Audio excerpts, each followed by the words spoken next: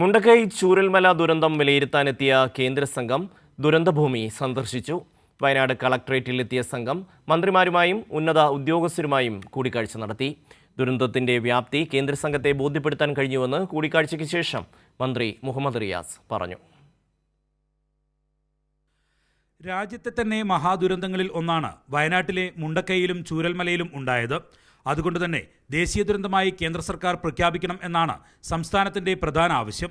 ദുരന്തം വിലയിരുത്താനെത്തിയ കേന്ദ്ര സംഘത്തിന്റെ റിപ്പോർട്ട് പരിഗണിച്ചാവും കേന്ദ്ര തീരുമാനം ഉണ്ടാവുക എന്നാണ് സംസ്ഥാനത്തിന്റെ പ്രതീക്ഷ.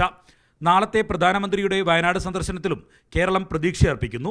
രാവിലെ കോഴിക്കോട് വിമാനത്താവളത്തിലെത്തിയ കേന്ദ്ര സംഘം ഹെലികോപ്റ്റർ മാർഗമാണ് ബത്തേരിയിലെത്തിയത്. തുടർന്ന് വയനാട് കലക്ടറേറ്റിലെത്തിയ സംഘം മന്ത്രിമാരായ മുഹമ്മദ് റിയാസ്, AK ശശീന്ദ്രൻ, മറ്റ് ജനപ്രതിനിധികൾ, ഉന്നത ഉദ്യോഗസ്ഥർ തുടങ്ങിയവരുമായി കൂടിക്കാഴ്ച നടത്തി.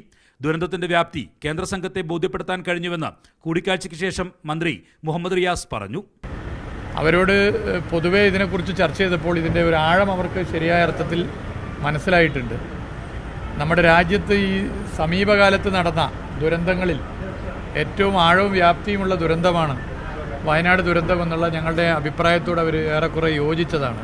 അവിടെ ആ ഒരു പ്രദേശം ആകെ ഇല്ലാതായത്, അവിടുത്തെ ജനങ്ങളുടെ ജീവിത സാഹചര്യങ്ങൾ തന്നെ ആകെ മാറ്റം വരുന്ന നിലയിലേക്ക് അവിടെ കൃഷിയുമായി ബന്ധപ്പെട്ട്, ടൂറിസവുമായി ബന്ധപ്പെട്ട്, മറ്റ് തൊഴിലുമായി ബന്ധപ്പെട്ടുള്ള ജനങ്ങളുടെ ജീവിതം ആകെ തകർന്ന കാര്യങ്ങൾ, കുട്ടികളുടെ പഠനം, മറ്റ് ഇടങ്ങളിലേക്ക് യാത്ര ചെയ്യാനുള്ള സൗകര്യങ്ങൾ തകർന്നത്, ഇങ്ങനെ എല്ലാ കാര്യങ്ങളും അവരുമായി വളരെ വിശദമായി ഞങ്ങൾ ചർച്ച ചെയ്തു.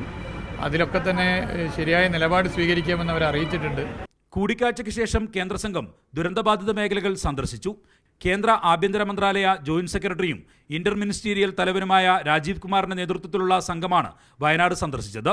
നാളത്തെ പ്രധാനമന്ത്രിയുടെ വയനാട് സന്ദർശനത്തിന് മുമ്പായി റിപ്പോർട്ട് കേന്ദ്ര സർക്കാരിന് കൈമാറിയേക്കും. കൈരളി ന്യൂസ്, വയനാട്.